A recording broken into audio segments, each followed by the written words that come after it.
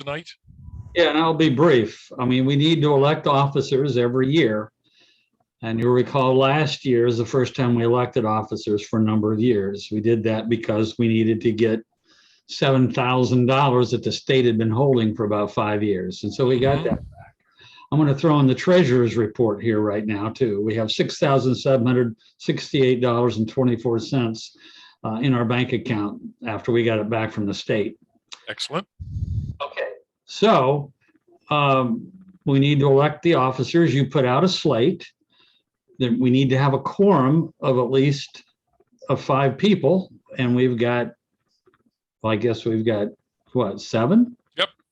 That's the way I see it. So we have a quorum. All of the current officers, I believe,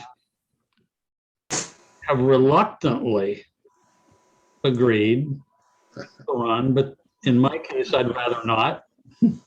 I think Chuck would rather not. So if anybody else wants to be the president or the treasurer, you can speak now. But if there are not 2 candidates running for a given office, then we can just go ahead and take a public vote with ayes and the nays. So I guess we could open the floor in case anybody wants to be one of the 4 officers. Throw your hat in the ring, folks. New blood is needed. No, I don't see any volunteers. No, painful silence. So you want to go through the ayes and the nays for each of the... Yeah, or let's just do it this way. Since we have 4 people, and let me read them. It's me as chairman, Mark Flesner as vice chairman, Dale Smiley as secretary, Doug Garlinger as treasurer. Unless there are any objections, we'll say that this is approved by acclamation. Any objections, please speak now. Okay, so we have a valid election. I would like to ask that if anybody has suggestions on or offers to be program chairman. Unfortunately, our existing program chairman that we've had has been terribly under the weather and may or may not survive. And so I've been doing it, but if somebody would like to be program chairman, I'd be very happy to hand that over. Crickets. If I was working a normal 8-hour shift these days, I might have time to do it, but I'm working 10.5 hours a day, 5 days a week. So let me on overtime. You get overtime? That's a good thing. A member of the IBEW, aren't you? Yes, and president of that union. So the president of IBEW 1225. Well, good for you. Yep. I want to share one more screen here for you and let you see the list of upcoming meetings if you all can see them here. Steve Holmes is our presentation this evening, as you can see. Ed Velasek is our presentation next month. I've seen that Ed is online here, and I'm glad to see him here. He's an IT professional, and but he's also a guy that loves radio, and so and broadcasting. So he would be he's very interested in talking about the challenges of IT security in today's broadcast facilities. And then we have Ben Dawson in April of Hatfield and Dawson talking about the future of AM. We have Armonio Banez, who is my brother-in-law, full disclosure. He works for a company that my wife runs in the Philippines. And I thought, he's an engineer and has installed probably a couple of hundred radio stations and maybe 100 television stations across the country. And I thought it might be fun.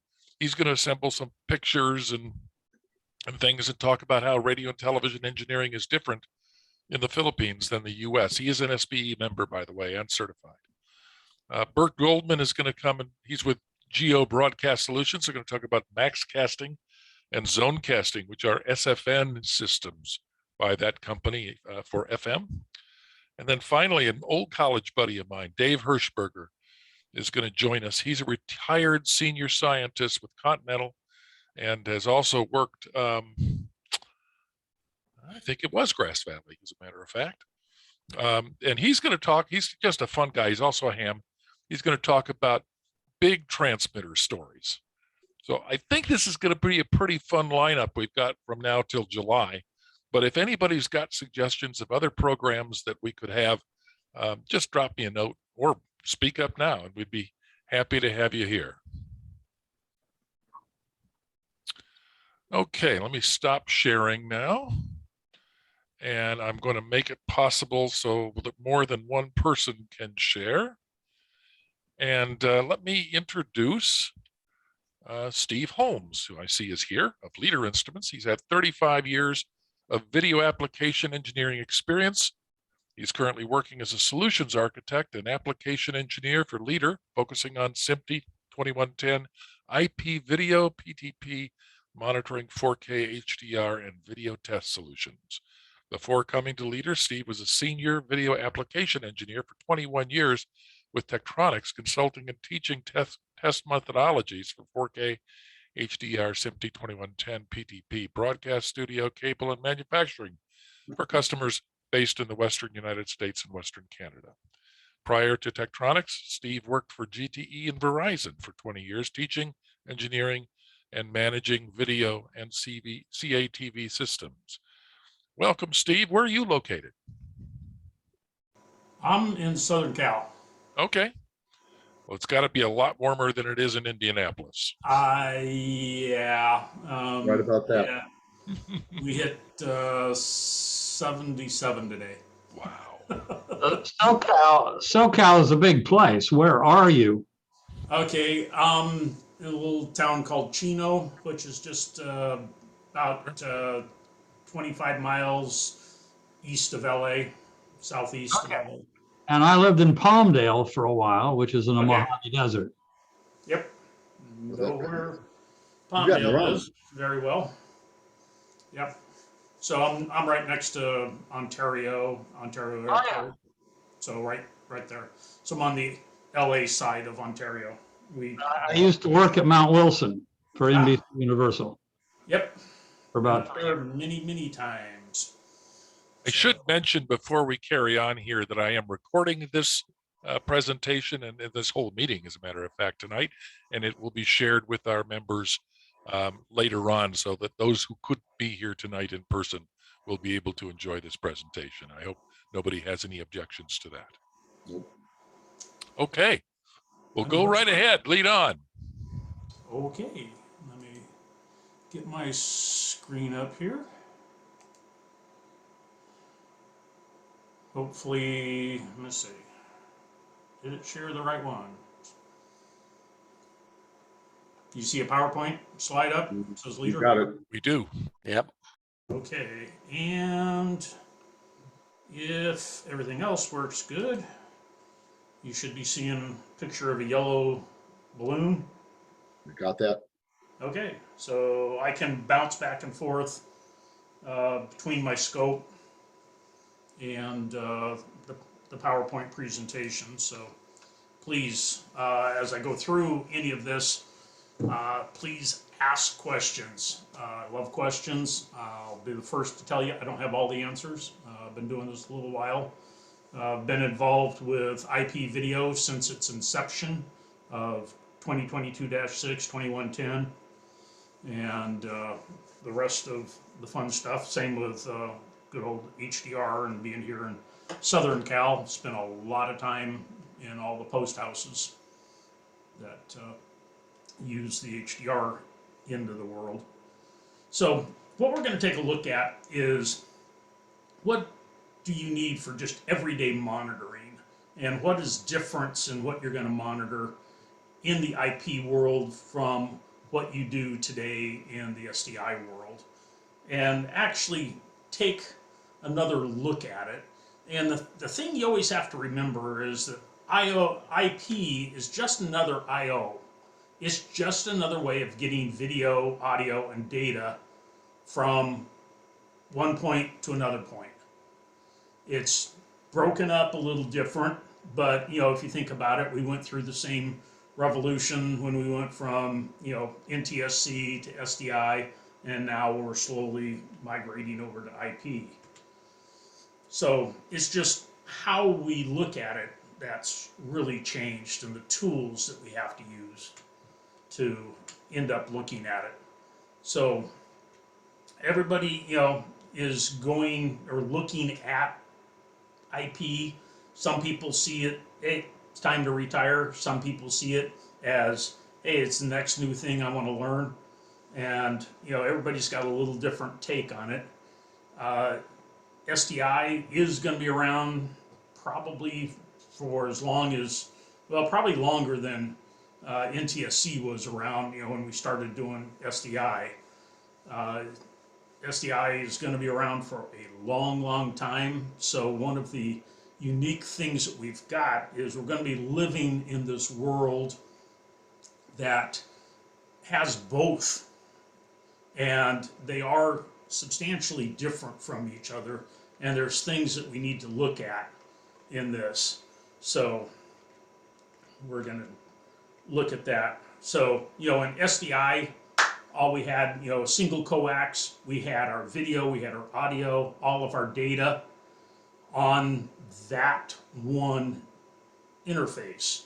And you plugged it in, everything lit up and took off and went. There wasn't really a lot of setup that was needed, after we got through some of the initial things about eye and jitter and things like that. Everything just really smoothed out. Well, in the IP world with 2110, they've decided to break things up, and we end up with 3 different IP flows. We end up with an IP flow that is just the video part. We end up with an IP flow that is just the audio part. And then we end up with an IP flow that is all the VANC data. And when we send the video part of this, none of the HANC or VANC is in it. So no horizontal, no vertical data. It's just pure picture raster. So all of that other stuff is either not sent at all or is in the other 2 flows.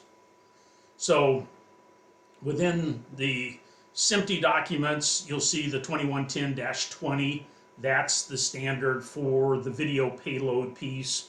The 2110-30 is the standard for the audio payload piece. And then the 2110-40 is all the ANTS data. And it does, put markers in there. It says, okay, this came off of line 9. We need to put it back on line 9 if we make SDI out of this. And it does convey all of that type of data in going through this. And, if you think back to the old analog days, it was really sweet because, you could just hang an O-scope on a piece of coax and actually see, as long as you had video trigger because of the differences between field 1 and field 2, you could turn around and look at it. When we came up with SDI, we had to be able to take those 10 bits of data, make a pixel out of that, and then stream all those pixels on the screen and actually make a raster out of it or make a waveform to monitor. So we've had to go through things that changed when SDI came up. It's the same thing when we're coming up with this. The SDI allowed us to carry audio, captions, and everything else all in that one cable, but we've changed everything and moved everything around with the IP. So what we're going to have is 3 different multicasts. And a multicast is a form of IP transmission that if you don't manage it, it says, I'm going to go into a switch and I'm going to blast out to everybody. But a managed switch allows it to come in, and then you have to request that flow. But as many people or devices that want it can request that single flow. So it makes routing actually simpler and a lot more flexible. That's one of the keys about the 2110 piece. So in looking at this stuff, we do have a new layer, just like we had to learn how to look at eye patterns, how to look at CRC errors for looking at SDI. Now we need to be able to troubleshoot that IP layer. we need a set of tools that will allow us a deep dive into those IP layers to be able to look at the status, be able to look at packet jitter, be able to look at PTP, and you've probably heard a little bit about PTP. That's the new timing protocol for the IP. It's not based on a pulse, it's based on time, down in the nanosecond range. And then look at buffers and a lot more stuff. But that's the stuff that engineering needs, and engineering needs to be able to use to fix things. That's not what your day-to-day operators are going to use. They're not going to be looking at any of that stuff. Your day-to-day operators are going to look at the same stuff you look at today. You still need to look at your waveform. You still need to look at vectors. You need to make sure captions are in there. Your SCT 104s, if you're doing add insertion, audio loudness, those are the pieces really that aren't going to change. The difference is, how did you get them into the scope? That's the biggest thing that changed. But the operator doesn't really deal with that typically. They just need to be able to call up that input. And with NMOS, you can still do a source, destination, and a take, and be able to get this data. So there is a whole set of engineering tools. So we can look at the status, we can look at packet jitter, we can look at the PTP timing, we can look at buffers, we can even do lip sync and all these other pieces. But again, like I said, those are the things you need to know to either set it up originally, learn it, and maybe use, when you're having to fix a problem. But your everyday operators are still going to look at waveforms, still going to look at vectors. They're still going to look at the picture, captions. So you're still going to have the normal stuff that you still need to be able to look at. So one of the beautiful things, at least with the leader scope, is that we can have multiple inputs up on the screen at the same time. So this is actually a single shot of a single waveform monitor.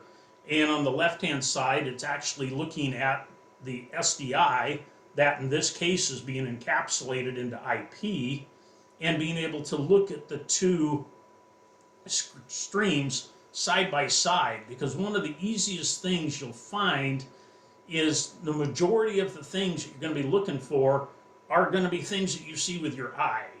It's going to be, are the captions there? Are the other pieces that I need to be in there?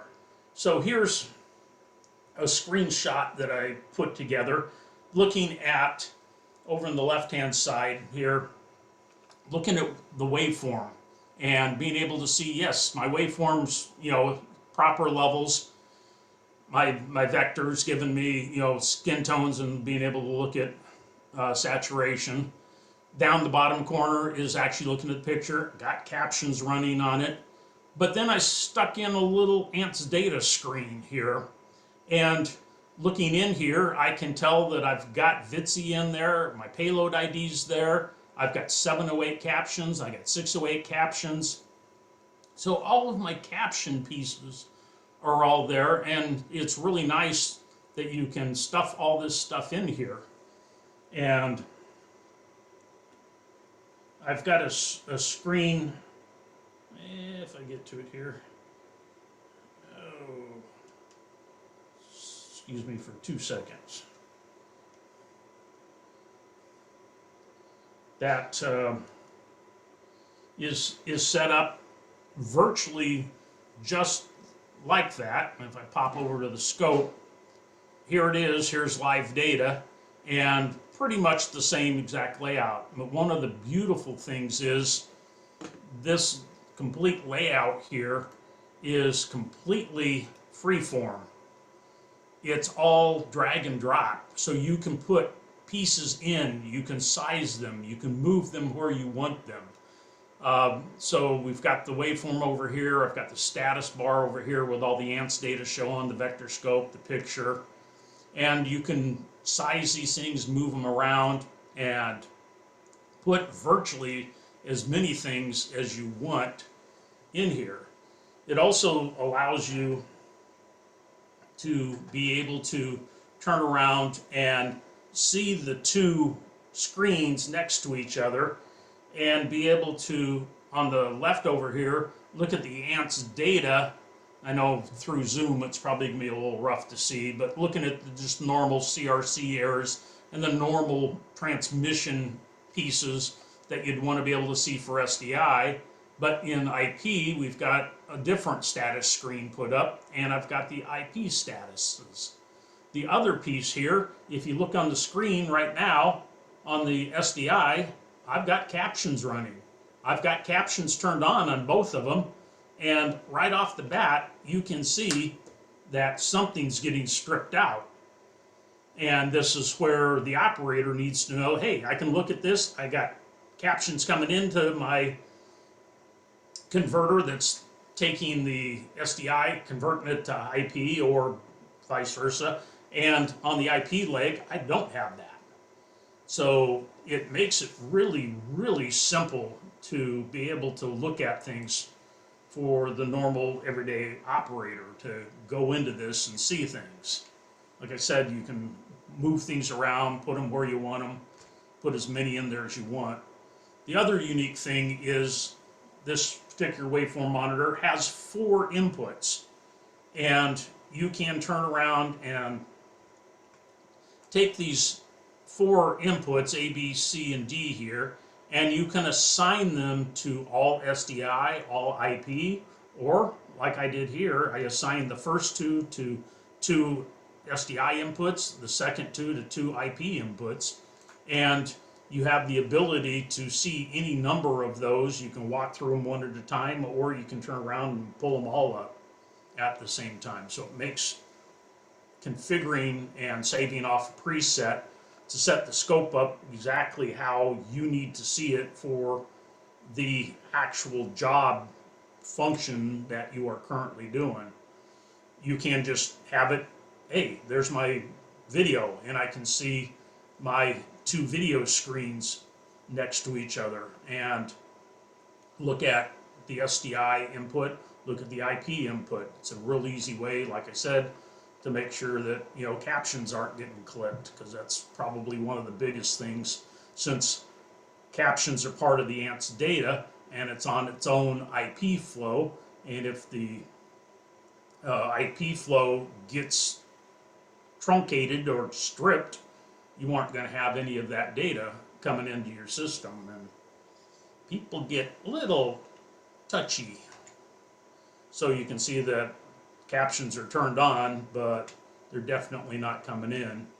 Here's just another view that I put in. Put a picture, put a waveform, so I can just check levels coming in. But again, captions are turned on, but you're not seeing them on the IP flow. We also have the ability on both flows, SDI or IP, to turn around and see if the V-chip's in there, what the rating is for the V-chip. See the SCSI 104s for commercial insertion. And again, this is on the SDI, but you could see it on both SDI and IP. And you could take this screen, set them side by side, make sure that when you get a splice that it does follow through your system, and be able to see this stuff very easy. So like I said, it makes it simple for the everyday operator to be able to grab this, see it, because it's something visual to them. They don't need to know the nuts and bolts behind it. That's what typically your guys' job is, the engineers.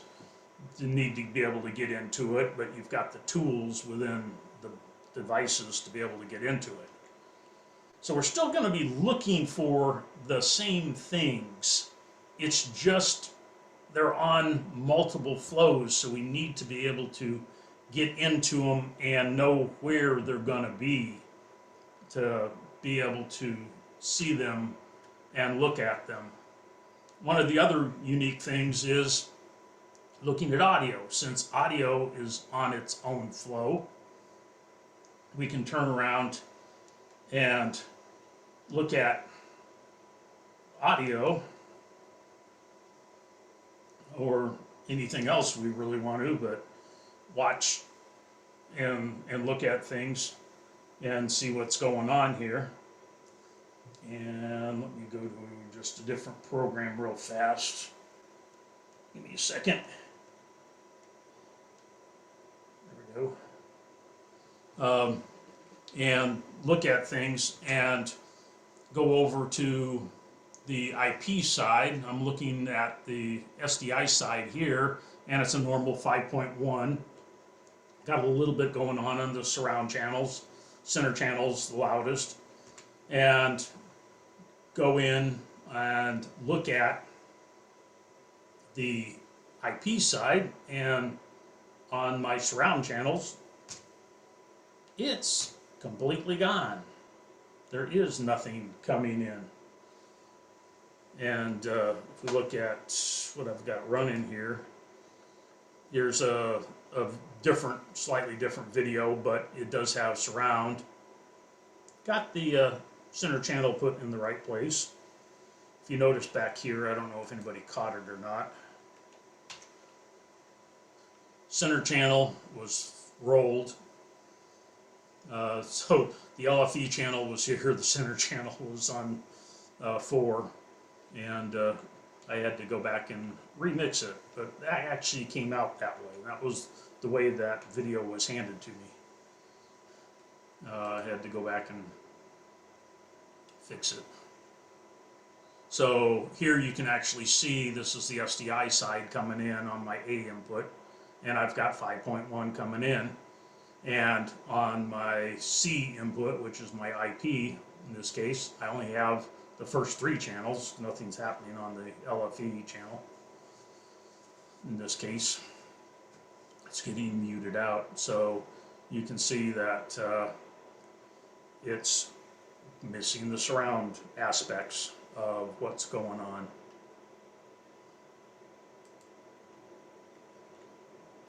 The other unique thing is AV delay, and ever since we got into going to MPEG and encoding, AV delay has kind of railed its head and given us fits and looking at things. One of the unique things that the leader scope can do is, hello, don't change slides on me, is it can look at 8 or look at 16 channels simultaneously. So it's actually doing, off of this pop flash sequence that we have, it's actually doing AV delay on all channels simultaneously, not just a pair. And it will go in and tell you if you're ahead or behind. And this was actually a live run straight into my scope, and it was absolutely perfect. Ran it into my IP gateway and ended up with an advance of 1 frame of video, which probably wouldn't be noticeable, but it's going to be more noticeable than 1 frame of delay. If you want anything, you definitely want it delayed, just because of human nature doesn't see a delay near as much as an advance. But you can see that it was advanced. And again, it cropped off the last 4 channels. They're absolutely missing. They never even showed up. And then you've got the tools in the gateway, hopefully, to be able to turn around and adjust it. Now, in the IP world, you're never going to get this guy probably absolutely 0. And that's just because of the width of a packet. It's got to be in this packet, or it's got to be in this packet, the next to it. So it's going to jump in groups of 1 packet width. So it isn't as fine as what you might get in analog or even SDI. It's going to give you some very small jumps, but this is as close as I could get it in this one, which was only 4 milliseconds off. So I call 4 milliseconds pretty much dead on in getting this, but I was able to go into the gateway and dial this in. The other really unique thing is, as I mentioned before, in 2110, we only send this green part as the video.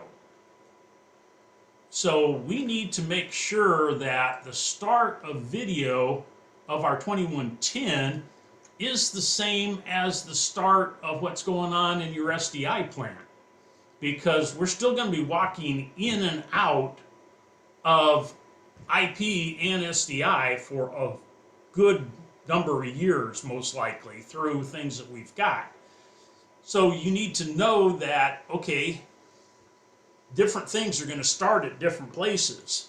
So one of the unique things is you'll see that there is a delay here of 21 lines, because this is 1080i, and active video starts 21 lines after the start of my video.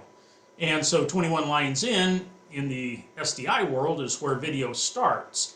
So we need to make sure that my video, the first packet here that we look at, if we compare it back to the start, is starting at the same place that it did in SDI, that it is 21 lines out and a small horizontal offset, because you still need to be able to walk into this, walk out of it, and not have things move up, move down, move left, right, or just completely not lock at all. So it's a very unique thing that we kind of have to deal with, since we're only sending that active piece of it, and you can see exactly where it is. One of the unique things is that the timing for PTP starts at the same place that Blackburst starts, or tri-level. It starts at line 0, pixel 0. That is the 0 point for PTP. So if you look at PTP and then you look at the first packet, it'll have a counter in it, and that counter will tell us how many microseconds late that is, and then we've taken that microseconds, in this case that 627 microseconds, and turned it into lines in phase, so that we know exactly where it is. But it is just a pure number that gives us exactly where that point started. If you were doing 1080p, you'd be 42 lines out, because the vertical interval is twice as big in progressive. The other things we need to be able to tell is that our PTP is the same as our analog reference, Blackburst or tri-level, and be able to turn around and look at the PTP compared to, in this case, it's being compared to Blackburst, NTSC, and that the start point of both of them is exactly 0 on line 0, and it's only minus 0.4 microseconds off. So essentially within probably a packet's width, that it's there exactly the same place. And it's a kind of a unique thing. I've got a couple up on the Leader YouTube site, complete presentations just on PTP, and one of the unique things is making sure that your clock is happy with both Blackburst and PTP, that they're happy with each other. And the best way to do that really is to have a single reference SPG that is producing both of them, and they're both timed to the same master clock, and hopefully GPS locked.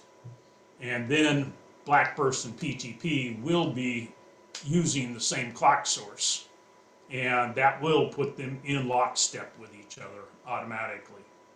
So those are some of the things behind the scenes that need to take place, that we need to turn around and be able to look at. But like I said, there's a very simple screen that we've created that, will give you all of the ANTS data here, tell you, if VITSI's there, tell you the payload ID's there, 608, 708 captions are there, and you can turn around and put that screen up side by side with what's happening before you encapsulate it and what's happening after you encapsulate it. And it shows up incredibly clear that my time code has been stripped and captions have been completely stripped. So, like I said, yes, you could get out Wireshark and start hunting packets and things like that, but being able to see it visually and be able to see what it is, at least to detect the problem, is the easiest thing to do and makes your life much simpler to be able to look at it. The other unique thing that we did was, if you've ever tried to decode a VPID, and the 4 bytes in the VPID are all laid out in binary, and these 2 bits mean this bit means this, these 3 bits mean this. We've actually made the magic decoder ring that will turn around and take a VPID and turn around and decode it for you. And in this case, the video was coming in as progressive, but when the IP was sent, there's this little thing called an SDP file that tells the scope what to set up and tells the scope everything about the IP it's going to lock onto. Over here, it said, hey, it happens to be interlaced.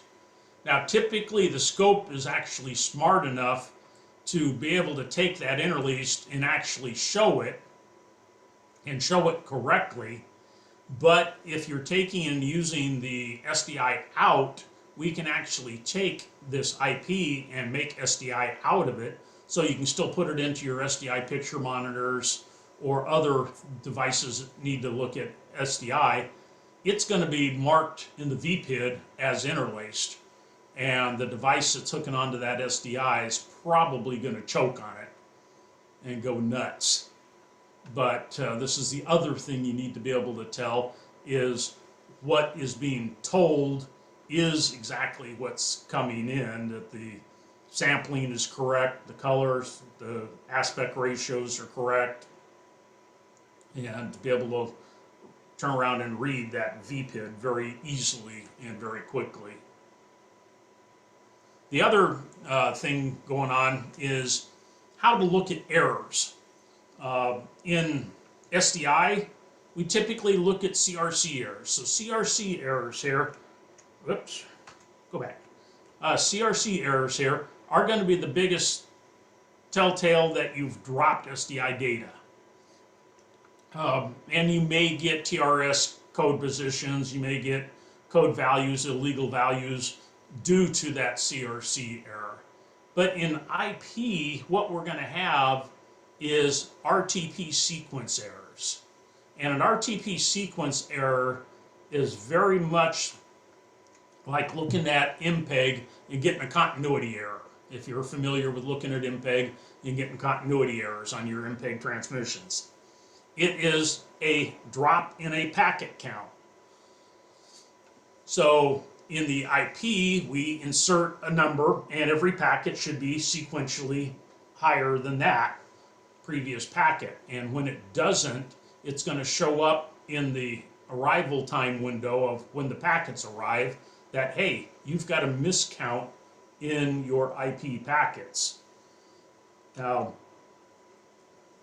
what this does to the video can be incredibly nasty. If you think of a hit in SDI, all you do is change the value of a pixel. You don't necessarily even drop that pixel. You just change that pixel's value, and it takes a pretty high error ratio before you actually start seeing sparklies on the screen. One packet drop in SDI is 1/4 of a line of 1080 video. So it only takes 4 packets to make 1 line of video. So when you take a hit and you get a hit in that line, the switch is going to throw that whole packet away. The error packet is never forwarded.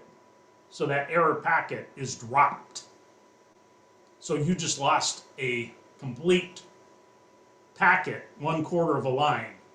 Different devices depending on how they assemble the video, are going to act completely different. This was a device that looked at it, saw that quarter shift, and the picture shifted by a quarter from that point to the bottom, because all the TRSs are in the wrong place now. And so you look at Lady Liberty here, she got cut off at the waist and shifted left because of the dropped packet by a quarter of a line. And everything there, here's where the beginning and the end of the video should have been, off the side of the screen. And it looks, you'd never see it like this because it hits and it just tears and comes back. So you just see an instantaneous tearing in the picture because it's generally 1 or 2 frames and they're just torn and come right back. What other devices may see is little stripes from the drop data. They're still able to build the raster, but they just see all that drop in data that happens on the screen. And you get these little stripes of all the packets missing.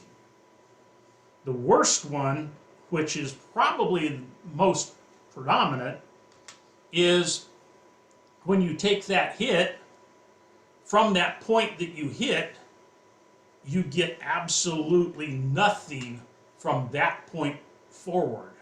So if it happens at the top of the raster, TRSs are in the wrong place, your EAVs, SAVs, and it has no idea of what you just were supposed to put together and goes absolutely black from that point to the end of the frame till you get a new frame and the count for the frame is back together.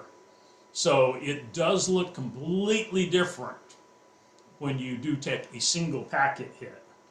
So one of the unique things here, go through real quick, is on switches. If you've got good data, no packet errors, and all of a sudden something happens, either out of the output of that switch in the path going into the next switch, you will have those errored packets going into that next switch. You will not have those errored packets leaving that switch. You will have the drop of the data, but if you were just looking at pure packet errors, that packet's gone. They throw it away. And the reason it's thrown away is we don't know where the error is in the packet. It could be in the address field and change its IP address. And if it changes its IP address, it could become a completely different video. And you don't want someone else's video to show up on your channel for a second and then fly back. Because, you know, little Johnny may be watching Sesame Street and all of a sudden the whoo channel pops up on his screen. And that would not be a good thing to have happen. And, you know, if you think about it from banking, you think about it from the stock exchange, everything else, we can't have data that gets corrupted and goes elsewhere. None of us want our paycheck to go in somebody else's account. So we have to just throw the bad data away. Most things like TCP and other things have error control that they'll just turn around and say, I didn't get that packet, resend it. Video, we can't do it. Because once the packet's gone, that frame of video doesn't exist anymore. We can't go back and grab that frame and resend it. It's not there. So it just ends up going away. So we have to look not at CRC errors of the IP, but those RTP counters, because those RTP counters will still see that packet drop and the CRC errors going into that switch, but they'll come out as RTP miscounts. That counter didn't step up by 1, it jumped. And as soon as it jumped, you know you've got a packet drop. So just like a continuity count error in MPEG, continuity count here, which is an RTP error, think of drop packet, the packet's gone. And because of this, there's some stuff that we have done that I didn't have time for in this particular presentation to put in here, but there is a protocol that everybody is using where everybody's doing either calling it an amber and blue network, red and blue network, and doing twin networks. And then we've got a packet picker, and you send the same exact data down 2 networks. And if you drop it on one, it just grabs it from the other network. So it just grabs those missing packets and keeps on going. But, you know, going through all this, you know, the thing we need to remember is IP, you know, it's just another interface. It's just another I/O. We just need to learn how to look at this I/O like we learned how to look at SDI. And like I said, the easiest thing is going to be seeing that signal side by side and looking for the pieces that are missing. Because in a lot of cases, it's going to be in that data stream. The biggest problem I probably see here is not getting the things in the -40 stream, which is the ANTS data, and getting them put back into the proper place that we need them to be able to look at things. So be able to look at this, be able to see things, be able to go in and, you know, see, you know, video side by side and see your SDI side, see your IP side, and look at them and see when things are not the same, and be able to do that, you know, with virtually any screen that you want to be able to do, and with as many inputs as you want to be able to turn around. We can turn on, you know, 3 inputs, we can turn on 4 inputs. I just don't have anything on the D input on my scope right now. But you can have multiple inputs running at the same time. And on that multi-view screen here, you can go in and really kind of go hog wild here. There is really no limit to how crazy you might want to get with how many windows you want to put in there. It gets them down to how big a screen do you have to be able to resolve any of this. So you can go quite nuts with what's going on these things and looking at them. Go back, single input. And you can do the same thing if you want to drop a picture in the side. You can look at the layout of a single screen and say, hey, well, I don't like the thumbnail sitting over there. I'm going to drag it over here. It's a little too big. I want to make it smaller. Get it out of my way. You save that off. And now the thumbnail is over in the bottom right-hand corner, a little bit smaller. So it makes it really easy to configure this per what your operations require of you and be able to look at it. I hope you got some good usable information out of this. Hope I didn't scare you off of 2110, but it is, you know, it is the next common thing. Just like SDI came, there was no stopping it. There's no stopping IP. It will be here, and it's eventually will replace SDI. But for a lot of us, that's going to be quite a ways down the road, and we have the ability to start with a little green field and learn it, and then have it expand through your network and what you got going. Anybody have any questions? I'd like to say thank you. I'm a radio guy, and that was like way over my head, but it was fascinating. It was fascinating. It's amazing to see how much could go wrong in the world. You know, Yeah. just mind-boggling that we can all watch television at all. Mr. Flesner probably has a couple questions for us. Actually, we're already using video over IP as our backup sources for our stations that are hubbed out of Indianapolis here. Fiber is the main way to transmit, and then video over IP is our backup in case we lose the fiber. So Yeah. we've been dealing with this for a couple of years now. So Yeah. Is it compressed or uncompressed? compressed. Okay, so 2110 stuff. Yeah. Yep. I got a question. Yes, sir. You know, I spent, unfortunately, a lot of my years in analog cable, private cable. and barely understood SDI. But if I wanted to start learning about 2110 as a retired engineer now back in college, what are good references to start with to just get the basic? Here is A, here's B. Well, one is we've got several YouTubes up on the Leader YouTube channel. Just look Okay. for Leader America YouTube channel, and it'll take you there. The other place is AMWA. So AMWA has a resource page, and they've got gobs and gobs and gobs of presentations that are all free. So the nice thing about our YouTube page and AMWA is it's not a pay for to go view the PowerPoints, the videos, and the things that are up there. So, and if you need any of that, get a hold of any of us and we can send you the links for either one of those or both of those. But those are the two biggest sites I would send you to. Okay, learn this. thanks.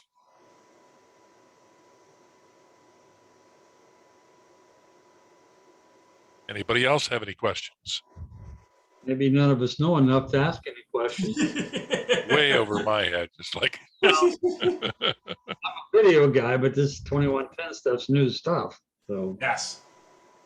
Yeah, and like I said, the best way to deal with it is start with what we call a green field. You turn around over in a rack in the corner, you turn around and you start building it up. It's not necessarily going anywhere to start with, but it allows you to learn it.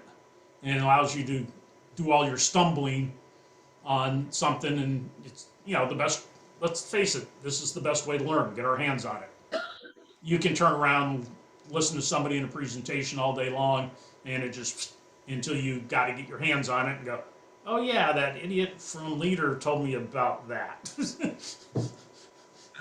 and be able to see what's going on. But we are definitely. I'm sorry. I was just going to say, last fall, my 16-week course was just basic networking, Yeah. IP codes and stuff like that. And I walked out of that in December going, well, it's a start. It was interesting. Yeah. Yeah, I started IP when we started doing that for, MPEG and cable television channels and all of that. I started doing IP then. So I had a Commodore 64. Did that count? yeah. TRS-80 for me.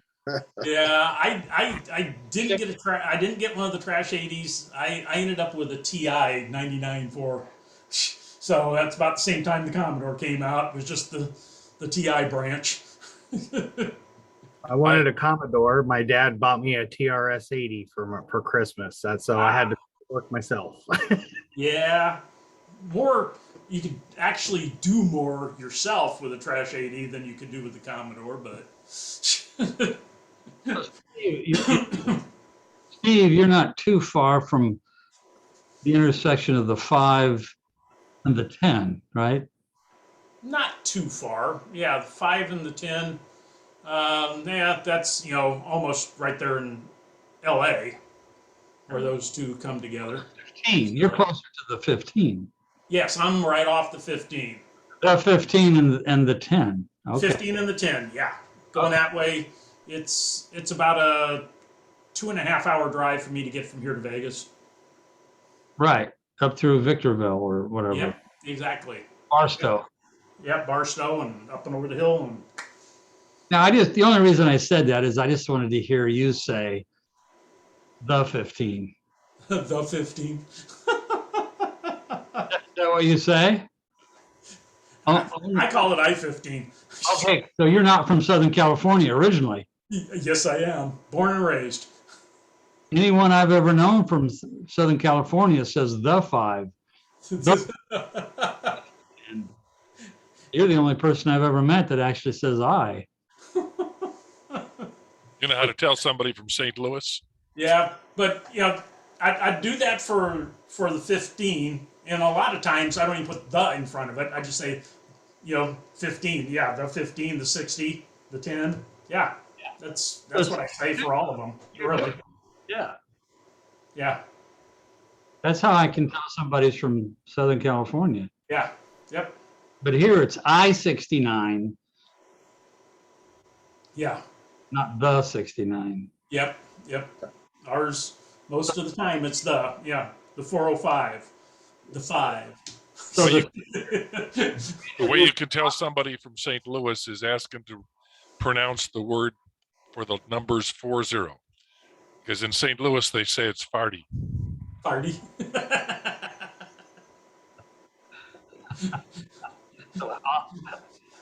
St. Louis, it might be. Well, this has gone pretty far off the rails. Anybody else got any serious questions? No, but if anybody's got any questions, you run into something, feel free to send me an email. I'm more than happy. I've got a little lab set up here. I can duplicate most things. So I've got SDI running. I've got multiple channels of SDI running. I've got multiple channels of IP running. And I will point out that although a lot of people don't show up live for these meetings, several people do watch after the fact in the recording. Usually more than the number that are here. Yes.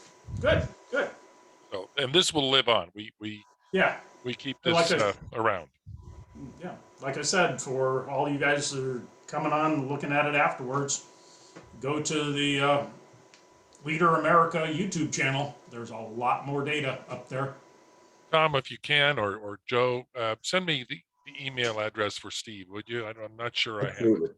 Okay, Absolutely. and I can put it in the recap. Literally, I'm local, so I mean, if there's anything you guys need, by all means, get a hold of me.